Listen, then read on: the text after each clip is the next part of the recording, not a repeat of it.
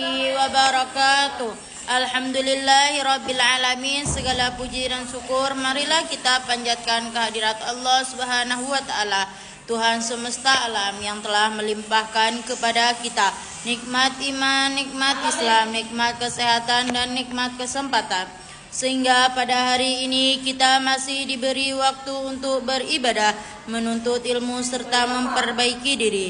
Salawat serta salam semoga senantiasa tercurah kepada junjungan kita Nabi Muhammad sallallahu alaihi wasallam, Nabi akhir zaman, suri tauladan terbaik bagi seluruh umat manusia, kepada keluarga beliau dan sahabatnya serta umat yang istiqomah mengikuti ajaran beliau hingga hari kiamat. Hadirin yang dirahmati Allah Subhanahu wa taala, marilah kita senantiasa meningkatkan ketakwaan kita kepada Allah Subhanahu wa taala dengan melaksanakan segala perintahnya dan segala larangannya. Satu perintah Allah yang paling utama dan tidak boleh ditinggalkan oleh seseorang muslim adalah salat. Oleh karena itu, pada kesempatan ini saya akan menyampaikan ceramah dengan judul Salat adalah Tiang Agama.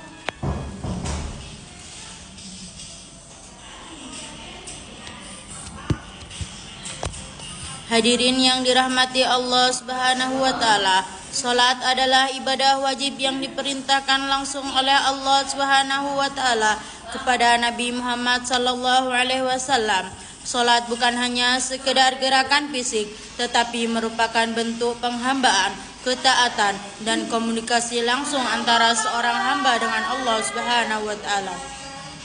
Allah Subhanahu wa taala berfirman dalam Al-Qur'an yang artinya, dan dirikanlah salat, tunaikanlah zakat, dan rukuklah beserta orang-orang yang rukuk. Quran Surah Al-Baqarah ayat 43.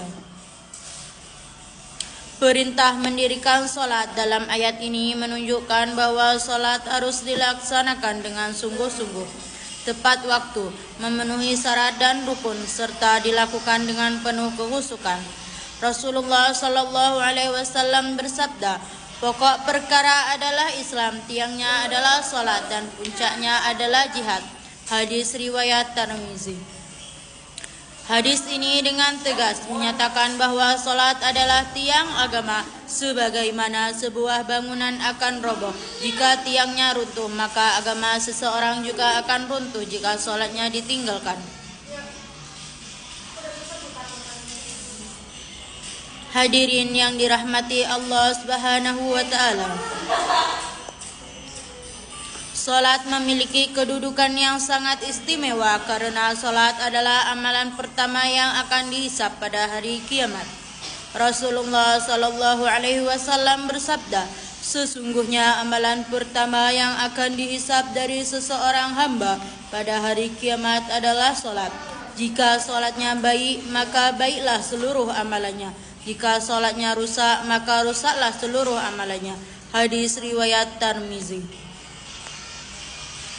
Hadis ini memberikan pelajaran besar kepada kita bahwa baik atau buruknya amal ibadah lain sangat bergantung pada salat. Oleh sebab itu, menjaga salat berarti menjaga seluruh amal kehidupan kita.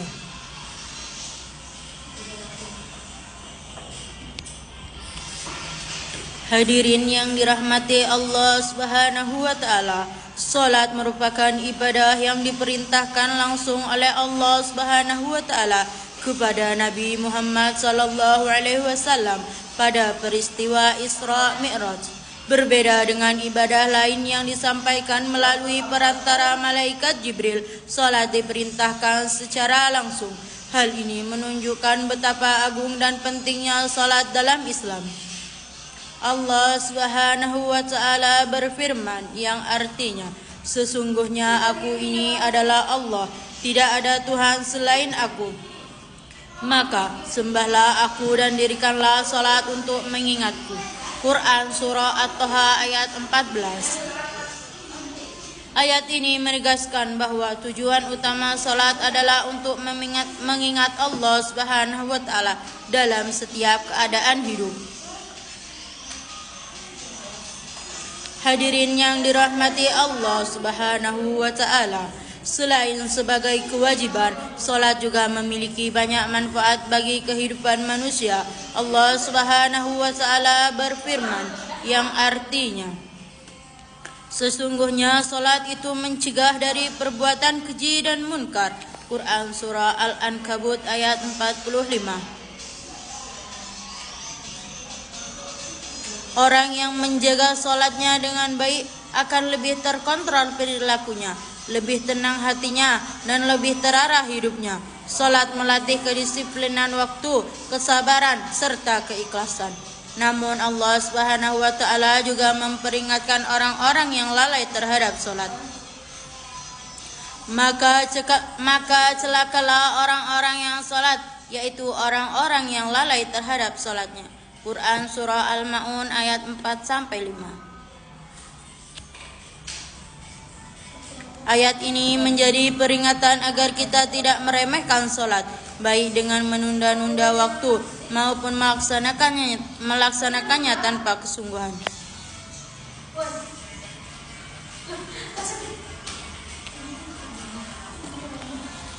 Rasulullah Sallallahu Alaihi Wasallam bersabda, perjanjian antara kami dan mereka adalah solat. Barang siapa yang meninggalkannya, maka sungguh ia telah kafir. Hadis riwayat Ahmad dan Tirmizi. Hadis ini menunjukkan betapa beratnya dosa meninggalkan solat. Oleh karena itu, dalam keadaan apapun solat tidak boleh ditinggalkan. Hadirin yang dirahmati Allah Subhanahu wa Ta'ala, sebagaimana generasi muda dan pelajar, kita harus membiasakan diri menjadi solat sejak dini, menjaga solat sejak dini. Solat akan menjadi banteng diri dari pengaruh buruk pergaulan, melatih kedisiplinan, serta membentuk akhlak mulia. Generasi yang menjaga solat adalah generasi yang kuat imannya dan baik akhlaknya.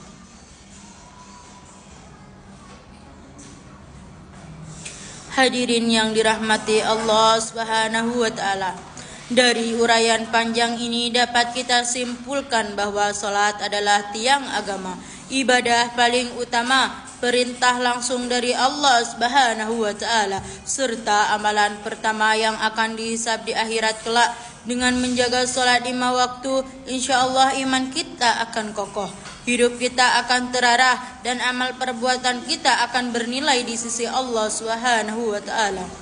Marilah kita berdoa kepada Allah Subhanahu wa Ta'ala agar senantiasa diberi kekuatan, keistiqomahan, dan keikhlasan untuk menjaga salat 5 waktu hingga akhir hayat.